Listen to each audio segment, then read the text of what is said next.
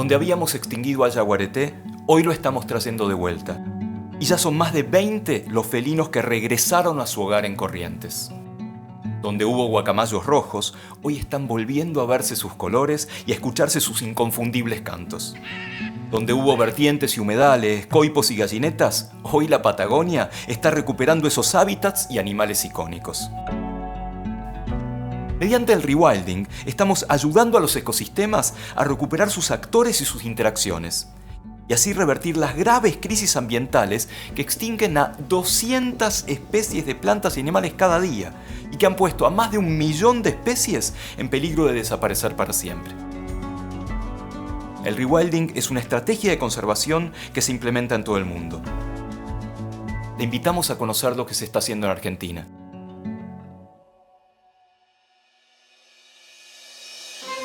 La ciencia es contundente. Estamos atrapados en la crisis ambiental más grave que vivió la Tierra. Generamos este problema y ahora podemos ser parte de la solución. Sabemos que el rewilding es una herramienta efectiva para combatir y revertir esta crisis. Hay mucho trabajo por hacer. Tenemos grandes desafíos por delante. ¿Están listos para sumarse? Bienvenidos a Rewilders, el podcast de Fundación Rewilding Argentina.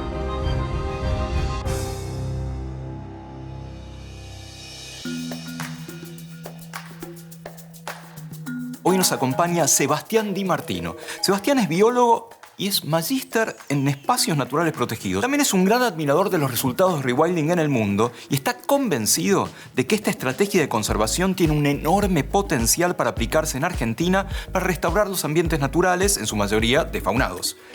Sebastián es el director de Conservación de Rewilding Argentina, donde conduce los proyectos de restauración de especies y ambientes. Bienvenido, Sebastián Rewilders. Bueno, muchas gracias. Empecemos por algo muy amplio, ¿sí? ¿Por qué me tiene que importar el mantener la biodiversidad? ¿Por qué es tan importante que se estén perdiendo tantas especies, en la mayoría por cuestiones antrópicas? ¿Es solamente una cuestión ética, y estética, o hay algo más que nos afecta? Mira, nos tiene que importar desde un punto de vista ético y estético, lo cual no es menor. No, seguro. Pero también desde un punto de vista cultural, social, económico.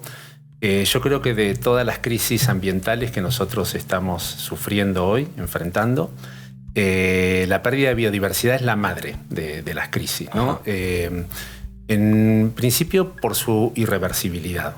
Una vez que una especie se extingue a nivel global, no tenemos hoy por hoy formas de traerla de vuelta, ¿no? Cuando una especie se pierde para siempre. Pero además, la crisis de extinción de especies, de pérdida de biodiversidad, desencadena o agrava otras crisis ambientales, ¿no? Que quizás tienen más prensa incluso, como por ejemplo el cambio climático global, porque la sufrimos más directamente y la sufre más directamente también la gente que vive en ciudades, creo yo, ¿no? Sí.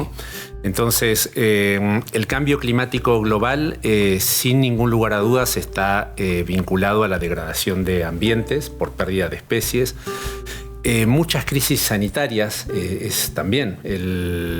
Ahora estamos sufriendo el dengue, hace poco sufrimos el COVID, que tienen su origen también en la degradación de ambientes naturales.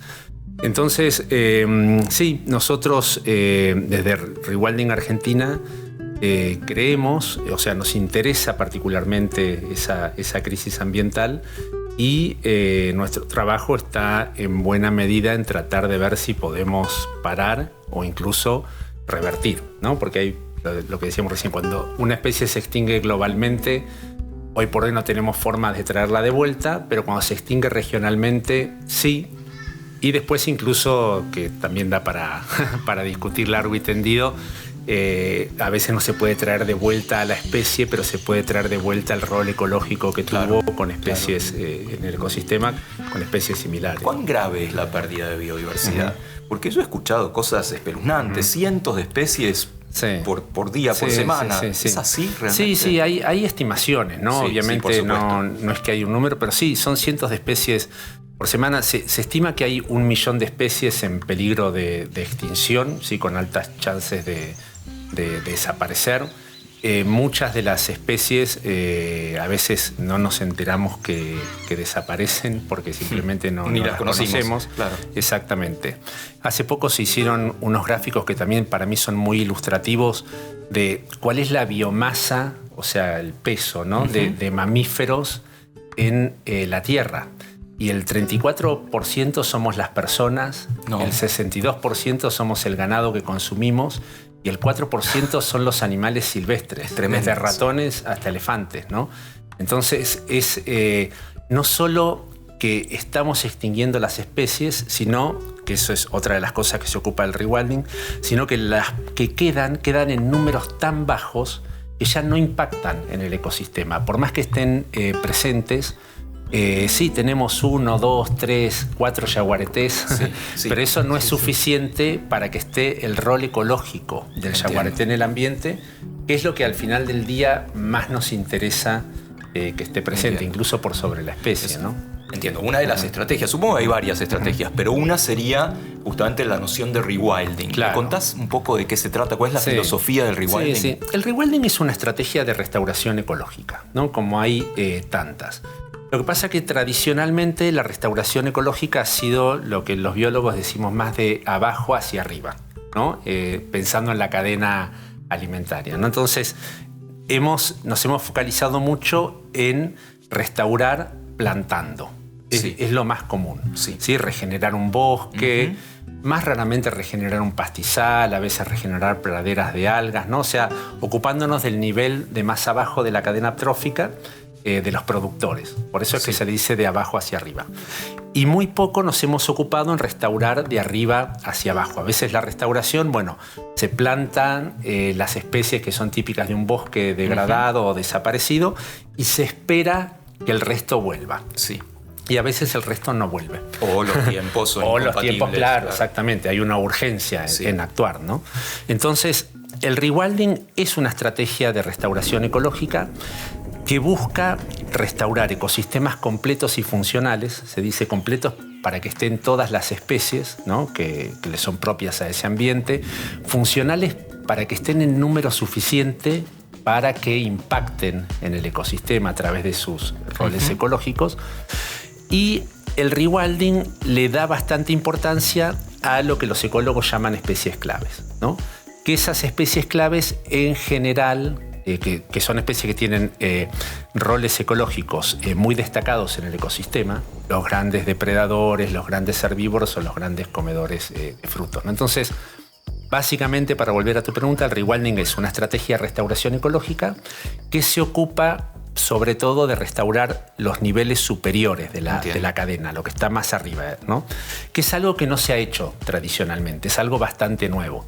Muy nuevo acá en Argentina y en Latinoamérica, menos nuevo en otras regiones, ¿no? En África empezaron hace mucho a hacer esto, yo creo que son como los maestros del rewilding, y ahora ya se está haciendo bastante en otros lugares, ¿no? En Norteamérica, en Europa, en Asia, en Australia. Empezaron un poco más tarde que en África, pero ya se está haciendo. Y en Latinoamérica hay algunas iniciativas todavía un poco tímidas, incipientes, pero también está llegando, ¿no?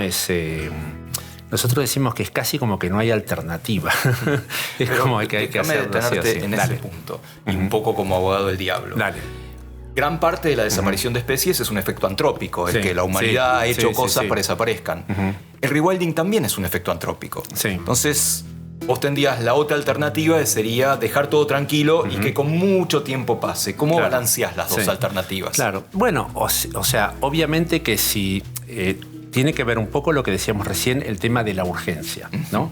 No tenemos tiempo. O sea, lo que vemos cómo está aumentando la temperatura o las tasas de extinción de especies, no es que tengamos todo el tiempo del mundo para esperar que los ecosistemas se restauren por sí mismos, ¿no? Entonces, esa yo creo que es una de las principales cuestiones que tenemos que tener en cuenta. Otra es que a veces no sucede tampoco. O sea, nosotros estamos trabajando con ciertas especies acá en Argentina. No es que uno lo pueda asegurar que no va a pasar dentro de 100, 200 años, pero vos ves que hay especies como la nutria gigante en Argentina o el yaguareté en la región chaqueña, y uno no ve o el yaguareté en Corrientes mismo, en Iberá, donde lo estamos reintroduciendo, uno no ve que haya posibilidades, por cómo están hoy las cosas, que haya una colonización natural desde otras regiones, ¿no? Entonces, sí, es una solución antrópica, sin ningún lugar a dudas, a un problema que causamos nosotros. Yo a veces hago la analogía con la medicina también, ¿no? O sea, es algo parecido. Sí. O sea, la medicina es intervenir sobre el cuerpo humano para mejorarlo, para prolongarle la vida. Bueno, la restauración, o el rewilding en particular dentro de la restauración, es intervenir un ecosistema para mejorarlo. El proyecto insignia de la Fundación, me parece, es Iberá, es ahí donde empezaron. ¿Cómo empezó este proyecto y qué tenían en la cabeza? ¿Qué querían hacer con Iberá y dónde están ahora? Bueno, el proyecto empezó con el matrimonio Tompkins, ¿no? Ellos vinieron de Norteamérica, Chile y Argentina con una idea principal que era la de crear parques nacionales, ¿no? Ayudar a los gobiernos a crear parques nacionales, comprar tierras privadas y donarlas al Estado para que se conviertan en públicas. Aparte de eso, sobre todo Doug venía con la idea de querer hacer rewilding, de hacer la reintroducción de un carnívoro extinguido. Ellos habían estado, los Tompkins, en los años 90, muy metidos en el nacimiento del movimiento de rewilding. Si bien lo inventaron casi todos los africanos, pero lo brandearon los norteamericanos. Ellos le pusieron un nombre, lo definieron, ¿sí? Crearon, incluso los basamentos científicos, ¿no? Porque en esos grupos donde participaban los Tompkins había conservacionistas y científicos destacados como Zulé, como Noss, ¿no? Que fueron los que le dieron el contenido técnico al rewilding. Pero bueno, ellos ya conocían muy bien lo que era el rewilding. El rewilding nació en Estados Unidos en el seno de la reintroducción de lobos en Yellowstone también, ¿no? Entonces conocían lo que era traer de vuelta a un depredador tope a un ecosistema degradado. ¿Depredador tope? Depredador tope vendría a ser los depredadores que están en la cima de la cadena alimentaria, que en estado adulto no tienen otros depredadores, ¿no? O sea, que nadie se los come. Entonces, Doug, por esas cosas de la vida, llegó a Iberá y él se imaginó la reintroducción del yaguareté en Iberá. Y así fue que empezó todo. Lo que pasa es que era algo tan disruptivo reintroducir el yaguareté. No se había hecho nunca nada... Bueno, con el yaguareté nunca se había intentado, ¿no? De hecho, Iberá sigue siendo el único proyecto a nivel mundial de reintroducción de yaguareté. Ahora estamos tratando de replicarlo en el Impenetrable, en Chaco. Nunca se había reintroducido un depredador tope en Latinoamérica. Entonces, también había que hacer un montón de cosas para preparar el terreno para que vuelva el yaguareté. Entre otras, tener una gran área sin amenazas, o sea, sin las causas que hicieron que el yaguareté desaparezca. Casa Fugiva, por ejemplo. Exactamente. Por eso se creó el Gran Parque Iberá, ¿no? El parque natural hoy más grande de Argentina. Después, otra de las cosas era que se tenían que recuperar las presas. Algunas estaban presentes en muy bajo número, carpinchos, ciervos de los pantanos, yacarés. Esas sí tuvieron la oportunidad de recuperarse más o menos por sí solas cuando se fueron las amenazas. Pero después había que traer a otras, pecaríes, osos hormigueros, venado de las pampas, etc. Y esas reintroducciones de oso hormiguero, de pecarí de collar, de venado de las pampas, también fueron allanando el camino psicológico, digamos, para la reintroducción del yaguareté. No solo del equipo, sino también de funcionarios que tenían que dar los permisos, de gente vinculada al ámbito de la conservación. Iberá era una región donde la principal actividad económica, con sus problemas, porque era muy marginal, era la ganadería, ¿no? Pero era un lugar marginal para la ganadería. Como tantos lugares de Argentina, nosotros, creo que es algo del humano, no solo de los argentinos, pero lo que funciona bien en una zona lo mandamos para todos lados, ¿no? Hay poca creatividad. Si la pampa húmeda es buena para el ganado, entonces ganado al Chaco Seco, ganado a la Puna, a lugares donde la actividad no tiene sentido. No tiene sentido, ¿no? Degrada terriblemente al ambiente y no genera prosperidad económica. Iberá era un poco un caso así, ¿no? Entonces, una de las cosas que nosotros nos dimos cuenta era que en una región donde la principal actividad económica era la ganadera, iba a ser más difícil reintroducir al yaguareté. Porque el yaguareté puede ser un problema mayor, un problema menor, un problema con el que podés convivir o no, pero es un problema para la ganadería. Entonces nosotros teníamos que construir una nueva economía donde el yaguareté fuera una oportunidad, no un problema. Y eso es el turismo de naturaleza basado en la observación de fauna. Entonces el proyecto de reintroducción de yaguareté tuvo, por un lado, todo el tema de recuperación de la base de presas, tuvo todo el tema de criar los animales, conseguirlos, etcétera, etcétera, pero tuvo todo el tema de cambiar la economía de la región. Claro. Y hoy vos vas a Iberá y la principal actividad económica es el turismo, no es la ganadería ya. Entonces, en ese contexto, el yaguareté se lo ve como un motor de empleo.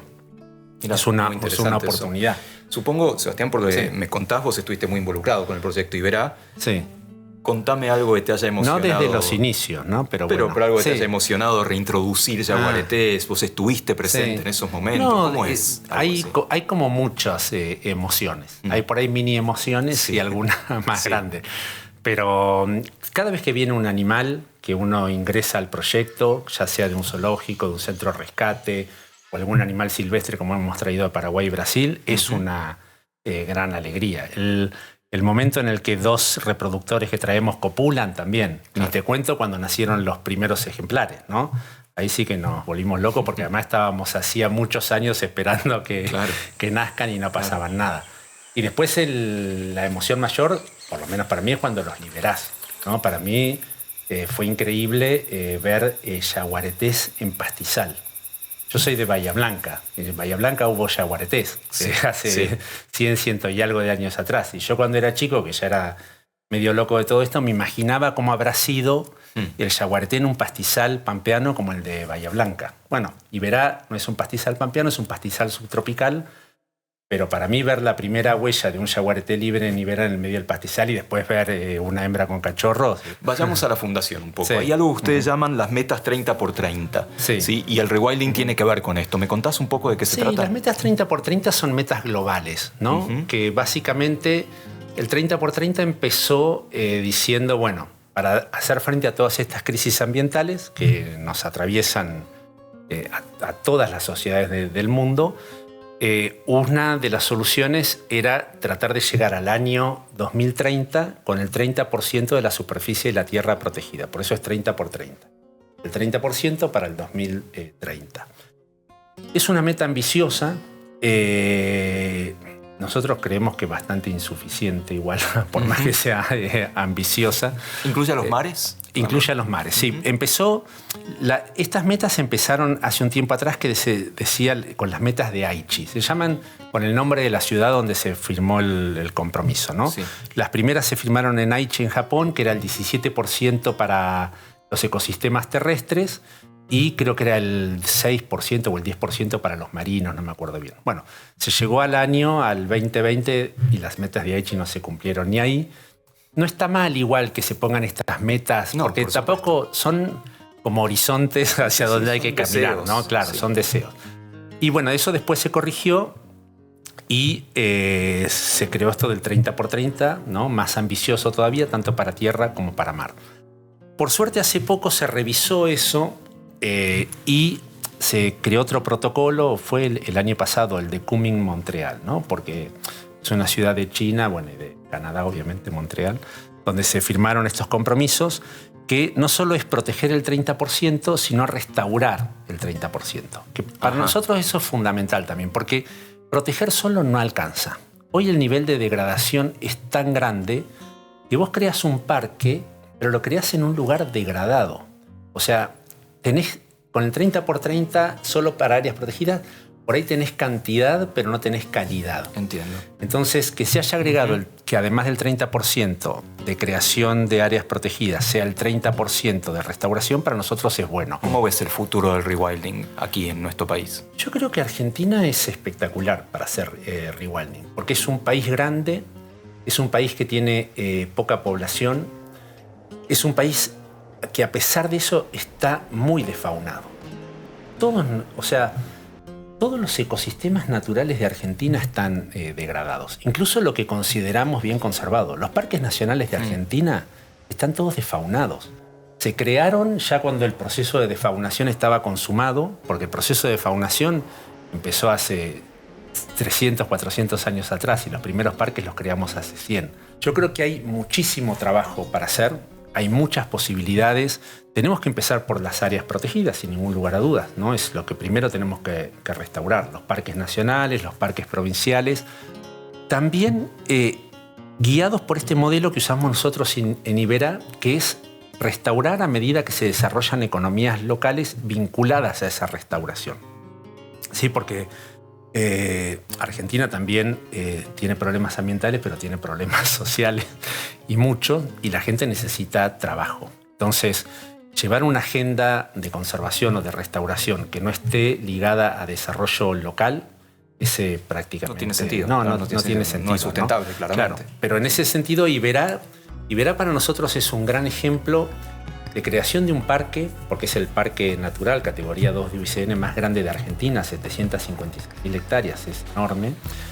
Es un ejemplo de restauración, ¿sí? Porque estamos recreando ese ecosistema completo y funcional, estamos reintroduciendo alrededor de 10 especies en Iberá que estaban ausentes, además de recuperar las que ya estaban, ¿no? Que aumenten sus números. Y es un ejemplo de desarrollo local. Hoy Iberá pasó de una cuestión de marginalidad, de no ser conocido ni por los correntinos, a ser un destino de observación de fauna reconocido nacionalmente e internacionalmente. Sebastián, yo te escucho esto, o cualquiera esté escuchando el podcast, diga, esto está buenísimo, Claro. ¿qué hago? ¿Qué hago? ¿Cómo puedo contribuir? O sea, yo no tengo mucha plata, Claro. no es cuestión solamente Sí. de donar, pero Sí. ¿cómo se hace para contribuir No, con un hay proyecto muchas así? cosas. Obviamente donar es una. No Claramente, vamos a decir que no. Claramente. Pero no, hay muchas otras formas. Nosotros también recibimos voluntarios. Nosotros recibimos mucha gente que se copa con los proyectos, que se transforman en voceros. Yo lo nombro siempre con periodistas. Los periodistas vienen a Iberá a hacer una nota y se van militantes y activistas, ¿viste? Eso es buenísimo, porque es súper importante desde el punto de vista comunicacional. Por supuesto. El rewilding también, algo de lo que no hablamos, pero surgió, como te contaba, como algo bien definido en Estados Unidos en los 90, ¿no? Y no surgió en un ámbito académico, por más que había muy buenos académicos ahí. Surgió en un ámbito activista. Entonces el rewilding, a diferencia de otras restauraciones, es muy popular. Sí. Escapa del ámbito académico. Es difícil definirlo a veces, porque para uno rewilding es una cosa, para otro otra. Tiene sus problemas, pero también tiene sus grandes ventajas. Hay países donde uno va, como por ejemplo Inglaterra, que el rewilding es súper popular. Lo hace la gente en sus jardines. Empieza a sacar las especies exóticas y pone especies nativas porque quiere que vengan determinados insectos y polinizadores.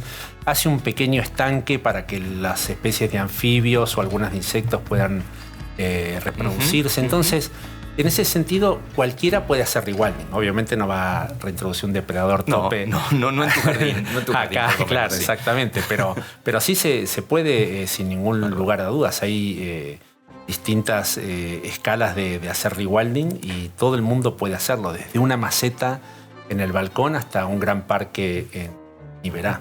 Sí. Y la última. A ver, dentro de mucho tiempo, Sebastián, vos te jubilás. ¿Sí? Sí. Te jubilás ya como director de conservación Sí. de Rewilding Argentina. ¿Con qué dirías misión cumplida? ¿Con qué te irías tranquilo ahí a mirar cómo sigue el proyecto? Claro. Y bueno, primero jubilarme no me voy a jubilar. En todo caso me moriré. Sebastián rewildizando. muerto. Sí. No sé si hay objetivo cumplido. No se acaba. Es un proceso. Sí, no se acaba nunca. No sé. Chris siempre dice algo así como que alguien también lo había dicho, que si uno puede cumplir las metas que se fija durante la vida de uno, no está pensando de forma suficientemente ambiciosa.